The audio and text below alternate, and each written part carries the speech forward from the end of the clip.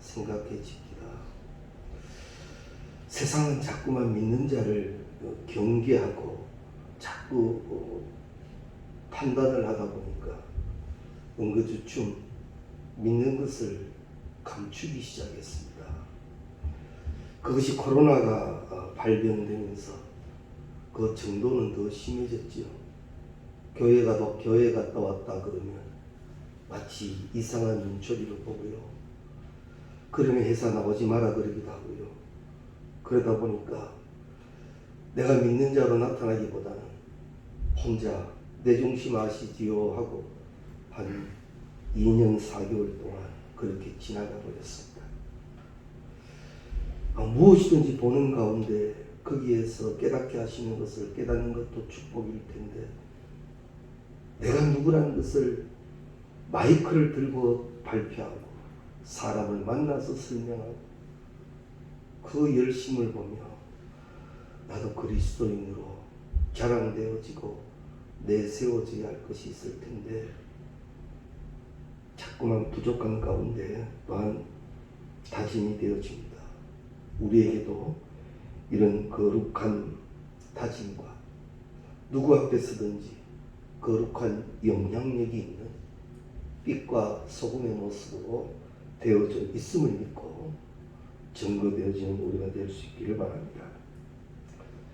1990년도에 활동했던 이 프랑스 사람 장 도미니크 봅이라는 사람이 있었습니다. 세계적인 여성 잡지 엘르의 편집장이었다고 합니다. 그는 외모가 아주 준수했고 화려한 언변을 가졌기 때문에 이 프랑스 사교계에서는 그의 지위는 대단했답니다. 근데 그가 43세 되던 해에 갑자기 뇌졸중으로 쓰러지게 됩니다. 2주 만에 깨어나기는 했는데 락트 증후군이라고 해서 의식은 있지만 전신이 마비되어져 버리는 그런 경우가 되어버렸답니다. 아무것도 움직이지 못하고 의식은 뚜렷하고 그런데 천만다행으로 왼쪽 눈꺼풀 하나에는 반응이 있었다고 합니다. 그래서 누가 무엇을 말하고 자기의 의사를 표현할 때는 그 왼쪽 눈꺼풀로 서로의 의사를 통했다고 합니다.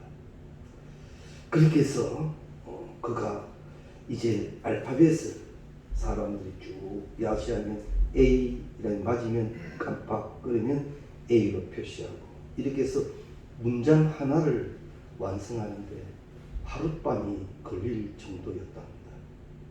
그런데 그가 참 그런 모습으로도 책을 펴냈는데 그 책 속에 아주 중요하고도 우리에게 교훈 주는 말을 한 줄 썼답니다. 나는 지금 입속에 끊임없이 침이 고이고 있다. 삼킬 수가 없어서 입 밖으로 흘러내리고 있다. 춤 한 모금도 삼킬 수 있다는 것은 분명 행복한 일이다.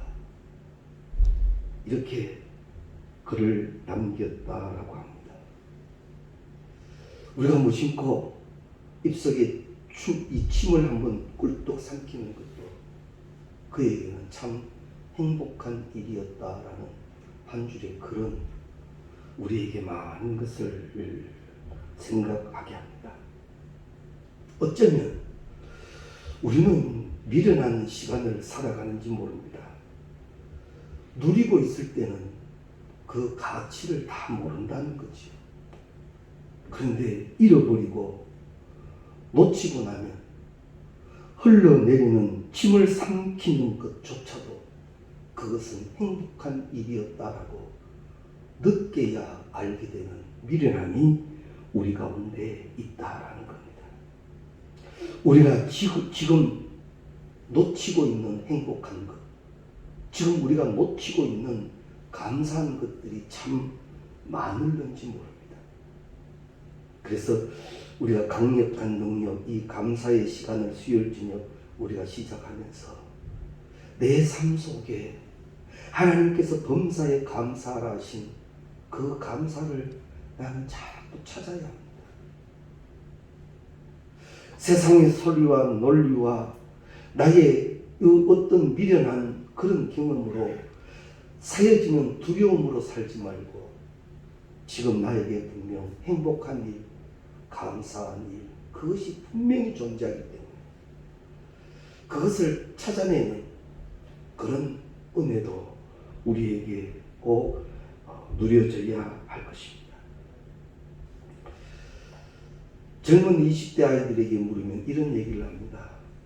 빨리 나이가 부쩍 들어서 어느 정도 위치에서 나의 삶을 살았으면 좋겠다라고 은근히 나이가 빨리 먹어가는 걸 그렇게 좋아하고 또 그것을 기대하기도 합니다. 우리도 물론 그랬고요. 그런데 나이가 들고 나니 이걸 하나 알죠. 20대 그것 하나만으로 너희들은 행복한 사람이다. 지금 20대를 살아가는 너희의 인생은 참으로 행복한 시기다라고 우리는 지금 말하여 줄 수가 있습니다. 여드름이 툭툭 나도 그때 이었기에 그런 시간이 있었다라는 거예요. 그런데 막상 그때는 우리도 몰랐죠. 그저 현실에만 쫓기다 보니 얼마나 지금 내가 행복한 시간을 지내고 있는지 모르는 것이 많았다는 겁니다. 지나고 보니 그게 다 감사한 일이고 그게 다 행복한 일이다. 이 논리로만 보아도요, 오늘은 분명 감사한 날입니다. 언젠간 또 오늘을 이야기할 때 그때 참 좋았다. 무진장 고생스럽고 힘들었는데도 과거를 되돌아보며 그때 참 좋았다. 저희들 어린 시절만 해도 그렇잖아요. 톱밥으로 떼고 그저 성탄절이면 차가 어디 있습니까? 먼 길이지만 연습 다니고 발표회 하고 그렇게 교회 다니고 먹을 것 거리 마음이 없어도 개인적인 밥그릇 없어도 형제들 둘러앉아 한 밥그릇 안에 다 비벼 먹고 그거 더 먹으려고 그러고 그때는 이게 뭔가 하지만 지나고 보니까 너무 그때가 그립지 않습니까? 그런 거예요. 오늘은 감사한 날입니다. 오늘은 행복한 날. 이런 말도 있잖아요. 내 인생에 오늘이 가장 젊은 날이라고. 그래서 자꾸 어둡고 부정적인 생각을 떨쳐버리십시오. 주 안에 있는 나에게 딴 근심이 있으랴 십자가 밑에 나가 내 짐을 풀었네. 주님을 찬송하면서 할렐루야 할렐루야 내 앞길 멀고 험해도 나 주님만 따라가리. 할렐루야. 주 안에서는요 친히 주님이 살아계신 하나님이시고 일하시는 하나님이시고 날 사랑하시는 하나님이시고 나의 여호와가 되시고 날 책임지고 계시기 때문에 염려하지 말라 그러죠. 염려하는 자 감사함으로 너희 구할 것을 하나님께 구하라 그러죠. 그래서 오늘도 나는 혹시 불안한 것이 생겼을 때 주님, 그 이름을 부르는 겁니다. 하나님 이때 필요한 말씀 내 신비에 새겨놓으신 줄로 믿사오니 성령이여 이 신비의 말씀이 생각나게 하시고 지금 이때 사용되게 하여 주옵소서. 그때 강력한 능력이 나에게 나타나옵니다. 여호와는 나의 목자시니 내게 부족함이 없다 그랬죠. 이미 나는요 부족함이 없게 되어져 있어요. 우리가 은혜를 누리든 안 누리든 내가 말씀을 듣는 가운데 그 말씀 하나하나들이 이미 신비에 많이 새겨져 있어서 주의 영이 날마다 그것을 꺼내 쓰게 하고 계십니다. 우리가 그런 존재란 말이에요. 절대 상황에 떨리지 마십시오. 얼마나 복된 말씀을 주셨습니까? 네가 물 가운데를 지난다 할지라도 물이 너를 침몰치 못할 것이며 불 가운데 네가 지난다 할지라도 불이 너를 사르지 못하리라. 사자굴에 던져지면 어때요? 사람이 논리는 분명히 그는 죽은 자였지만 주 안에서는 아닙니다.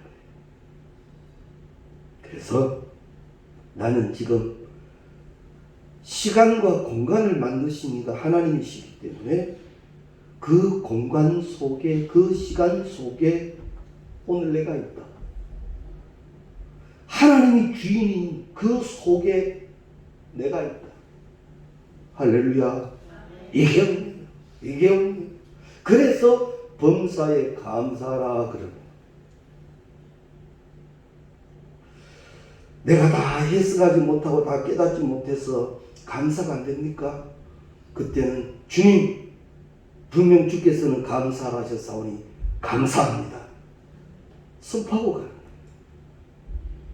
그래서 그 능력을 자꾸 체험하는 거죠. 아, 감사하게 하신 게 있구나. 아멘에도 능력이 있다 그러지 않습니까? 아멘 하기만 해도 주장하시니 은혜가 있듯이 감사합니다 주님. 그런 능력을 행하는 우리가 되어져야 합니다. 그래서 내가 감사로 생활하겠다라는 선언이 우리 가운데 되어져야 한다는 겁니다. 지나가고 난 다음에 깨닫는 것이 아니라 미리 당겨서 깨닫고 감사합니다. 인생의 폭을 넓혀가자는 거죠. 요즘 시대는 속도전입니다. 누구보다도 빨리 성장해야 하고 빨리 무엇을 성공을 이루어야 하고 속도전입니다. 속도를 내다 보니 오직 그것만 표대가 되어져 있습니다. 지나가는 시간 속에 보아야 할 것 보지도 못하고 느끼지 못하고 그것만 향해 허우적대다 가다가 결국 그거 붙들고 나니 거기에 만족하지 못해 또 달려야 하는 것이 현대인들이기도 합니다. 때문에 내 인생에 주신 목적은 무조건 세상의 것을 향하여 달리게 주신 것이 아니라 하나님이 내 인생에 무슨 목적을 주시는가 하면 영광, 주께 영광.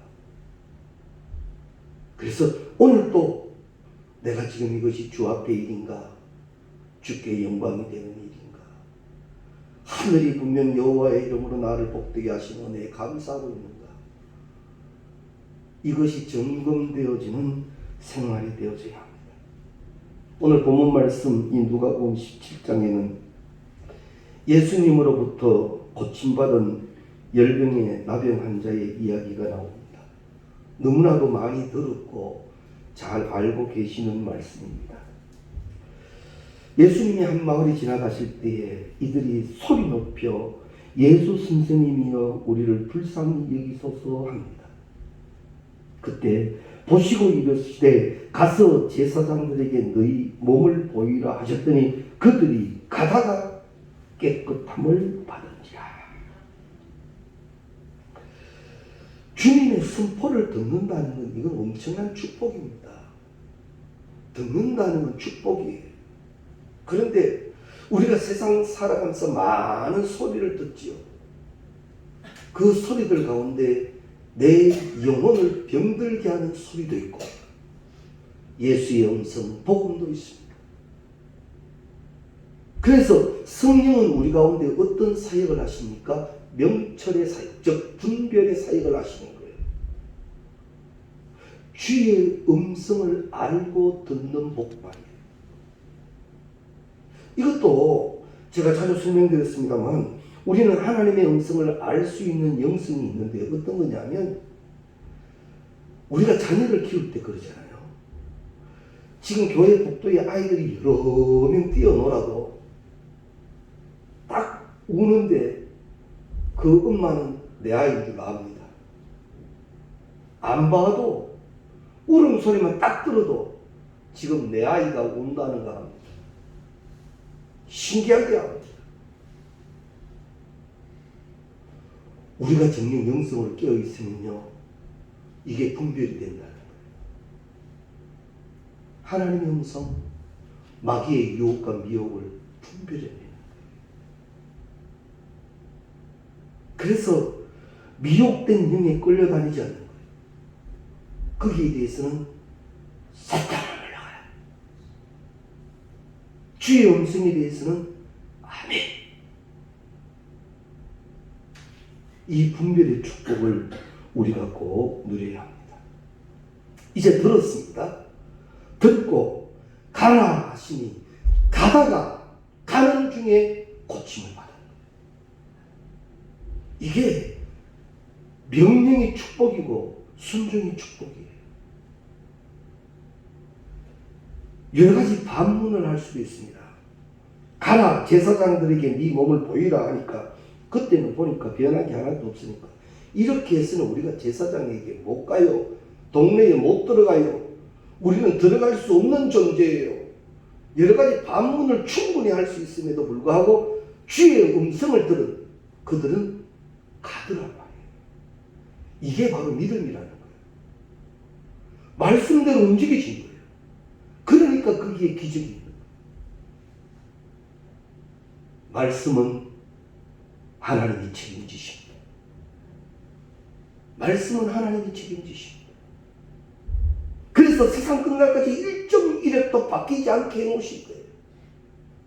말씀은 하나님이 책임지십니다. 예수님이 말씀하셨거든요. 가라! 그래서 갔어요. 가는 중에 고침을 받았어요. 그런데 10명이 고침을 받았는데 그 중에 딱 한 명만 되돌아와서 감사를 표현합니다. 그때 예수님께서 이렇게 하셨죠. 예수께서 대답하여 이르시되 10사람이 다 깨끗함을 받지 아니하였느냐? 그 9은 어디 있느냐? 그 9은 어디 있느냐? 이 말씀에는 여러 가지 의미가 담겨져 있습니다. 그 9은 어디 있느냐? 오늘 저녁 이 부분을 우리가 좀 더 깊이 묵상해 보려고 합니다. 신앙생활은요, 관계의 문제입니다. 신앙을 거래의 관계로 생각해서는 안 됩니다. 자, 이 나병 환자들이 고쳐달라고 소리를 질렀고 이제 고쳐졌습니다. 그럼 끝인 거죠. 나는 당신께 고쳐달라 했고 당신은 나 고쳐주셨고 이제 됐습니다. 여기서 이 기사가 끝나버려도 하등에 문제가 없을 것 같습니다. 그런데 이 기사가 더 계속된다라는 거죠. 9은 어디 있느냐? 신앙을 거래 관계라고 생각한다면 나는 고침을 원했고 고쳐졌으니 다 됐다. 그것으로 거래가 끝나버릴 수가 있습니다. 그런데 우리 주님이 9은 어디 있느냐라고 문제를 제기하십니다. 이것은 바로 신앙생활이다. 마치 10명의 나병 환자가 고침을 받고 끝나는 거래 관계가 아님을 분명히 가르쳐줍니다. 이것이 잘못 사용되면요, 하나님과 흥정합니다. 하나님, 이렇게 해주시면 이렇게 할게요.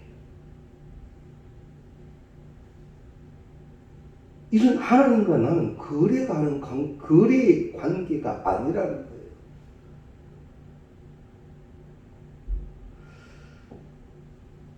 목회 중에 그런 분도 계십니다.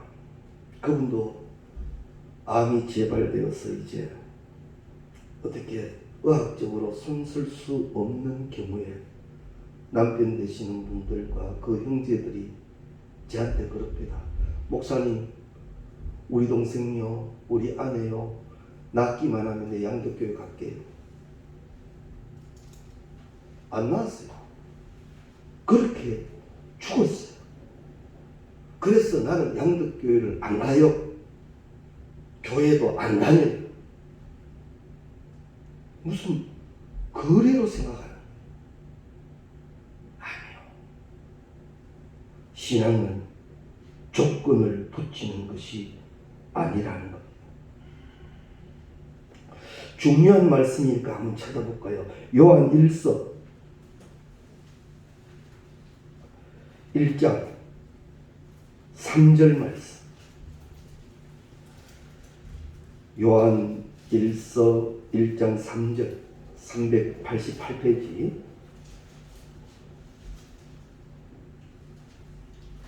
요한 1서 1장 3절 함께 읽겠습니다. 우리가 보고 들은 바를 너희에게도 전함은 너희로 우리와 사귐이 있게 하려 함이니 우리의 사귐은 아버지와 그 아들 예수 그리스도와 더불어 누림이라. 신앙은 관계가 아니라 우리와 사귐이 있게 하려 함이니 이 사귐은 아버지와 그 아들 예수 그리스도와 더불어 누림이라. 우리의 신앙생활이 병들었다, 기도했다, 고쳐주셨다, 끝, 거래, 끝. 이런 거래 관계가 아니요. 신앙은 하나님과의 사귐의 관계라는 겁니다. 때문에 우리는 주야로 주의 말씀을 묵상하는 자가 복이 있다라고 하신 것처럼 하나님과의 이 관계가 날마다 분명해야 합니다. 하나님도 친히 찾아오셔서 우리에게 이렇게 말씀하여 주셨죠. 나는 너희의 하나님 여호와다. 나는 너희에게 말하였고 나는 그 말한 대로 일하는 너희 하나님 여호와다.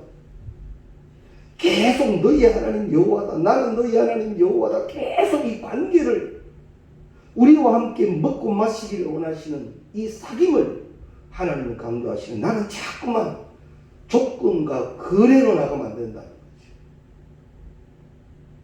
그래서 사도 바울은 이것이 다 해석되어졌는데 어떻게 해석되어졌냐면 사도 바울의 절대적인 신앙 엔 그리스도 안에서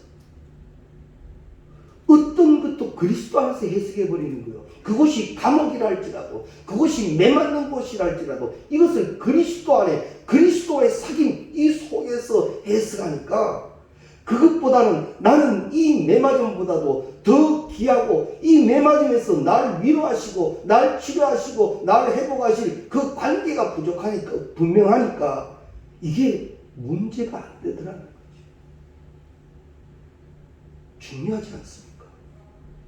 우리는 이 관계가 아직도 많이 미약해서 힘들면 관계를 잊어버리고 이 힘든 것 속에 휘말려 버릴 때가 얼마나 많습니다. 거기에 내 감정이, 내 자존심이, 나의 모든 것들이 휘둘릴 때가 얼마나 많으냐 말이죠. 그래서 우리는 분명히 해야 합니다. 어떤 상황 속에서도 예수 그리스도 안에, 예수 그리스도 안에, 그리스도 안에서 해석하고 그리스도 안에서 모든 것을 풀어낼 줄 아는 영적 능력을 소유해야 할 줄로 믿습니다. 하나님과의 이 주님과의 관계가 회복되면요 영적 충만이 이루어지죠. 치유의 역사가 있는 거지. 이것도 우리가 이 생활 속에서 많은 것을 볼 수가 있지 않습니까? 우리가 좀 시장기가 느낄 때는 지나가는 식당 간판마다 다 먹고 싶죠. 고깃집 앞에 지나가면 고기 먹고 싶고, 칼국수 집 앞에 지나가면 칼국수 먹고 싶고, 이 시장기가 느낄 때는 보이는 거다 다 먹고 싶습니다. 그런데 한 배 잘 채워놨면요, 지나가는 음식점 그냥 쑥쑥 지나갑니다. 아, 그렇습니까? 시컷 먹고, 아우, 저도 먹고 싶은데, 그건 이영자가 하는 얘기고, 그죠? 우리는 말이에요, 안 그렇잖아. 마찬가지. 주의 것으로 충만한 자, 무엇이 더 필요하겠습니까? 주의 것으로 먹고 마신 자, 무엇이 더 필요하겠습니까? 그 은혜를 누리는 창, 문이 감사라는 것. 기본적인 이 훈련이 우리는 꼭 되어져 가야 합니다. 그래서 주 안에서 분명히 뜻으로 우리를 향하신 하나님의 뜻으로 분명히 해놓은 사실, 범사에 감사. 감사가 안 되는데 뭐 자꾸 감사야, 감사. 감사가 안 된다니까. 이건 감사할 일이 아니라니까. 감사한 일이 아닌 가운데서도 말씀은 안 변하고 그대로 있는 거예요. 감사.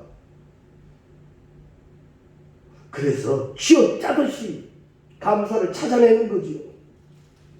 그리고는 하나님 감사합니다 하면 하나님이 그것을 기쁨으로 받으시고, 그 감사는 하나님의 뜻 안에서 해석된 것이기 때문에 합리하여 선을 이루는 은혜가 있게 될 줄로 믿습니다. 그래서 우리가 내가 먼저 이 하나님과의 관계 속에서 이 은혜를 누리고, 이 거룩한 사귐의 은혜를 우리가 또 만남 속에서 사람들에게 행하여 가야 합니다. 십자가는 그렇습니다. 수직적인 은혜가 있는 동시에 횡적인 은혜가 있습니다. 받은 바 은혜 가진 자, 만남 속에서 또한 그 거룩한 영향력을 내는 거지. 받은 바 은혜로 사는 자, 은혜로 또한 나타납니다. 결국 내가 오늘 무슨 생각하고 무슨 말을 하고 어떻게 살아가느냐, 이게 나의 은혜의 내용물입니다. 우리가 은혜 받고 감사하고 기뻐할 때는 어지간하고 단호한 겁니다. 그래, 그럴 수도 있지. 아니야, 그것도 감사한 일이야. 이렇게 해석해 줄 수 있는데, 내가 그러지 못할 때는 같이 막 등달아 막 하지. 그랬나? 그러나? 이제 막 청청청청 거지. 은혜와 축복을 감사로 누리는 우리가 꼭 되시기를 바랍니다. 우리의 신앙은 거래 관계가 아닌 사귐의 은혜의 관계, 꼭 확인해야 합니다. 그리고 예수님의 이 문제 제기에서 얻을 수 있는 두 번째 교훈은, 감사는 표현이라는 겁니다. 나머지 9이에요. 자기가 가는 중에 깨끗하게 되었다. 우리 몸이 깨끗하게 되었다. 그 사람, 예수님께 돌아오지 않은 9명은 예수님께 감사를 했을까요? 안 했어요? 했어요.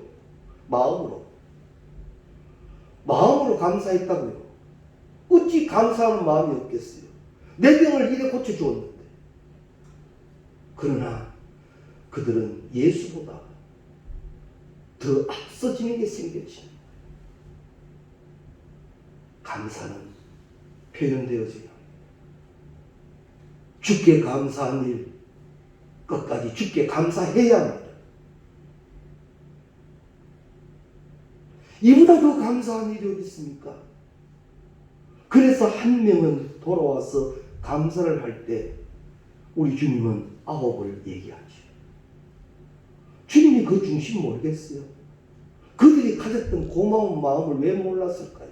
알지만 문제를 제기하신 거지. 아홉은 어디 갔느냐? 우리가 감사할 제목이 있으면 놓치지 마십시오. 감사할 제목이 있으면 꼭 감사하십시오. 이건 강요가 아닙니다. 말씀입니다.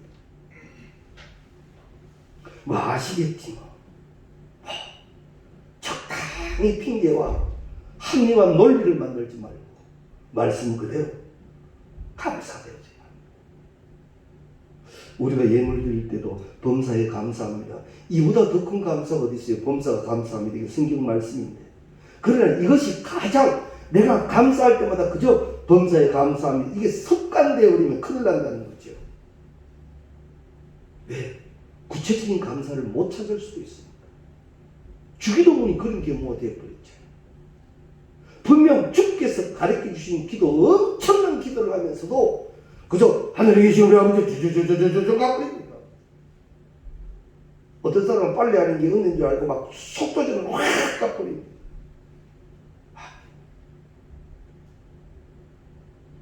범사의 감사보다 더 큰 감사가 어디에 있겠습니까만 그것이 그저 습관이 되진 감사되면 안 됩니다.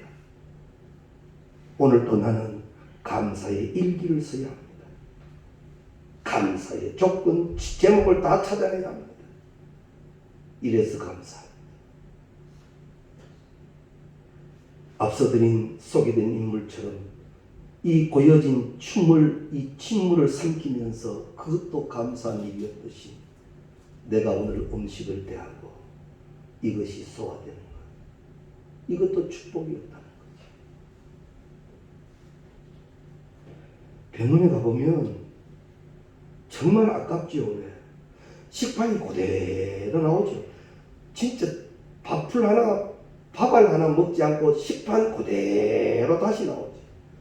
그거 다 돈 주고 먹는 건데, 그거 못 먹어 찔찔매는 지구촌에 사람이 얼마나 많은데 어떻게 좀 드셔보세요. 좀 드세요.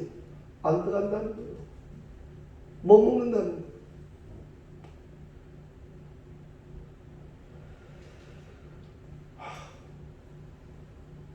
그분들도 생각이 그럴 거예요.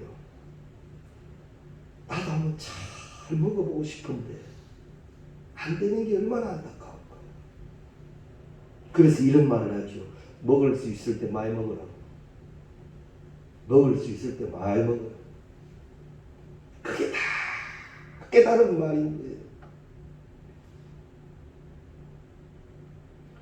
성경은 분명히 주를 통하여 우리에게 가르칩니다. 감사할 건 감사하라.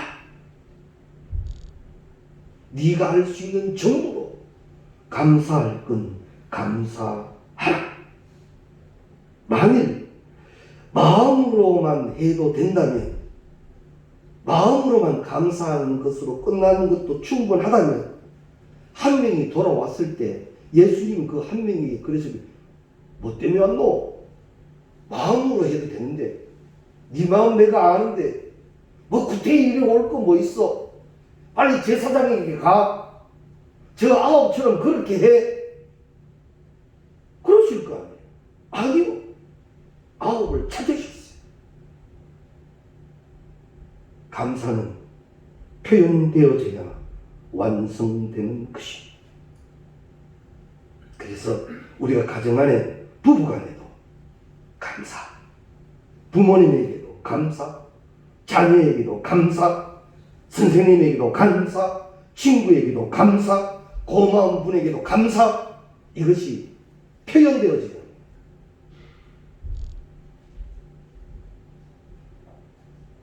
훈련입니다. 어느 미국에 공부하러 갔다가 다시 돌아온 목사님의 얘기입니다. 처음 미국 땅에 갔는데 백화점을 들어가는데 이제 손님이 많지 않은 경우가 됐대요. 그 자기는 앞에 손님보다 거리가 한 5m 정도 떨어져 가지고 이제 뒤따라 들어가려는데 앞에 5m 전방에 가던 분이 문을 잡고 열어놓고 안 들어가고 서 있더래요.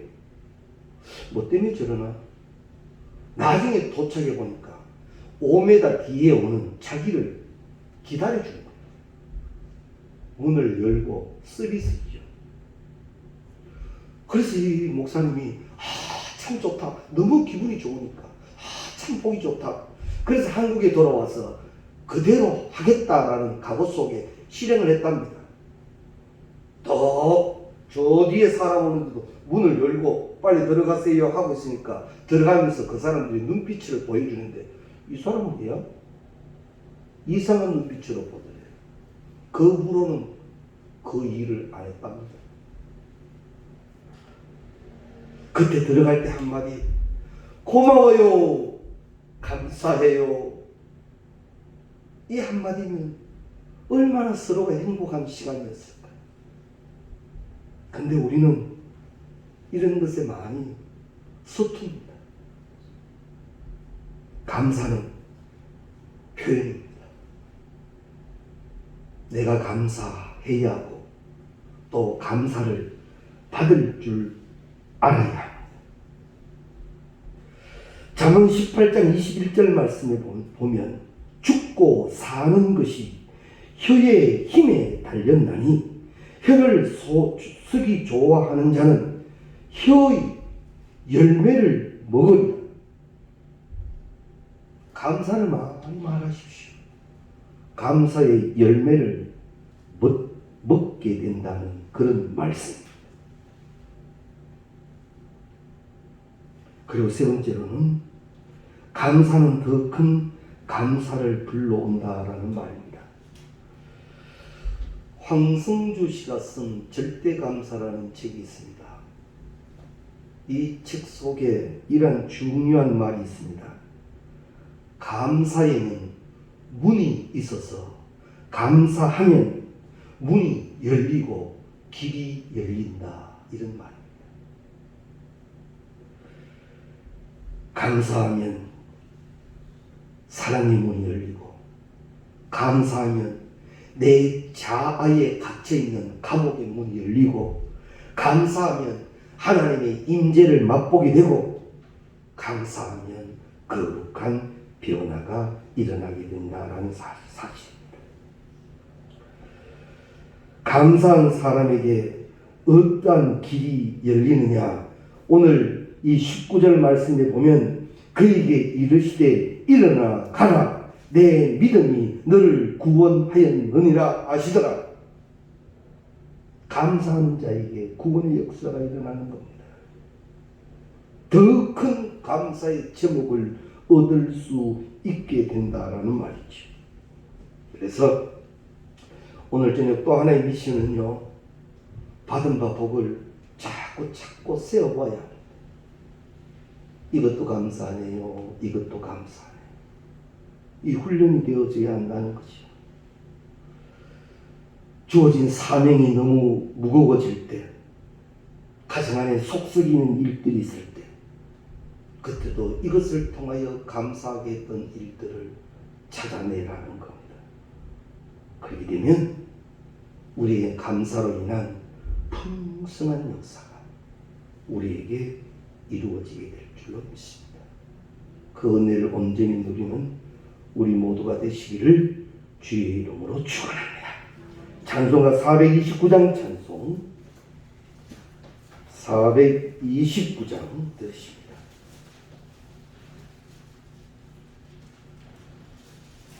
세상 모든 풍파 너를